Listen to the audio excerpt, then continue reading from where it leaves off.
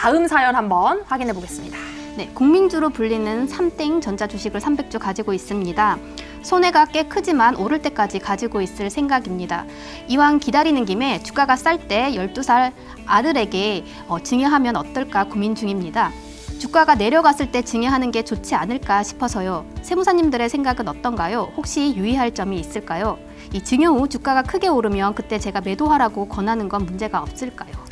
이거는 이제 아까 문제하고 조금 반대 문제인 것 같습니다. 자, 요즘에 여러분들 알이 많이 하고 계실 것 같아요. 이 삼땡전자 주식 주가가 굉장히 낮은 상황인데 이렇게 낮은 거를 오히려 자녀에게 물려주기에 좋은 상황이긴 한가요? 네, 장기적으로 주가가 오를 거라고 생각을 하시면 소유하고 있는 주식을 증여하는 것도 한 가지 방법입니다. 물론 지금처럼 주가가 내려간 상태라고 하면 이 미성년 자녀 공제 한도 2천만 원 내이기 때문에 증여세도 발생하지 않습니다. 다만 이 증여 후 2달 안에 주가가 크게 상승을 한다라고 하면 이야기가 달라질 수 있습니다. 이 증여재산가액을 정하기 위해서 이 상증세법상에서 정하는 방법으로 주식을 평가를 하게 되는데 상장 주식의 경우에는 증여일 전후 각각 2개월간의 종가 평균으로 이 일주당 가액을 계산을 하게 됩니다.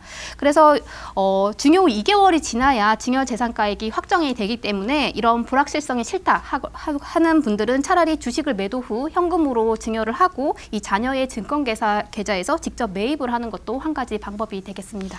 근데 사실 이제 자녀에게 주식 증여하시는 분들도 굉장히 많거든요. 그러니까 이거를 주식을 그대로 증여하느냐 아니면 이제 현금으로 바꿔가지고 현금으로 증여하느냐 이런 방법들을 잘 생각을 해보셔야 될 것 같습니다. 그러니까 증여하고 2개월이 지나야지만 이 가액이 확정되기 때문에 불확실성이 이제 많다. 그런 말씀을 좀 해주셨어요. 우리 세무사님은 자녀한테 주식 증여 하셨어요? 네, 했고 지금 반토막이. 했고 반토막이 났고. 네, 반토막이 났습니다. 반토막 나는 시점에서 써야 되는데. 그러니까요. 세무사님 어떠세요? 저는 아직. 아직? 아까 상패. 네. 네. 미처 주기도 전에 상패를 당한. 네. 이거 슬프네요. 그러면 이제 자녀에게 어쨌든 주식을 현금으로 준 다음에 현금으로 해서 주식을 사라고 시킨다거나 이렇게 하는 거는 괜찮을까요, 세무사님? 부모가 자녀 명의의 증권 계좌를 이용을 해서 적극적으로 재산을 불려가는 경우 이것을 이제 자녀의 재산으로 볼 수 있을까 내지는 이 자녀의 재산으로 본다고 하더라도 이 증여 시점이 언제인가에 대해서는 과세 관청과 다툼이 생길 수 있는 부분입니다. 아무래도 증여재산가액 산정뿐만 아니라 증여세 부과제척 기간과도 관련이 있는 부분이기 때문에 이 가급적이면 주식을 증여한 경우 부모가 너무 적극적으로 계좌를 관리하는 것은 피하는 것이 좋겠습니다. 그러니까 부모가 자녀 계좌를 마치 내 계좌처럼 너무 적극적으로 관리하면 조금 위험할 수 있다 그 말씀이신데 요즘 아이들이 이제 세뱃돈이나 용돈을 받으면 그걸 이제 부모님한테 엄마한테 맡겨라 이러지 않고 뭐 본인 주식 계좌에 넣는다거나 뭐 이렇게도 하는 것 같더라고요. 이렇게 이제 자녀가 받은 세뱃돈에 대해서는 증여로 보면 안 되겠죠?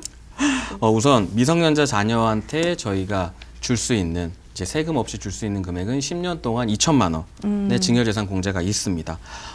세뱃돈 같은 경우에는 이제 세법에서는 그렇게 표현을 해요. 사회통념상 인정되는 범위 안에서 비과세 증여재산으로 볼 수 있다. 근데 각 집안마다 사회통념이 달라요. 집안 통념이 달라요. 집안 통념이. 너무 달라요. 그러다 보니까 이러한 부분들에 대해서도 조금 이제 과세관청이 보기에는 아니면은 좀 너무 과하다. 이러한 부분들의 경우에는 비과세를 못 받고 나중에 증여세, 과세 대상이 될 수가 있습니다.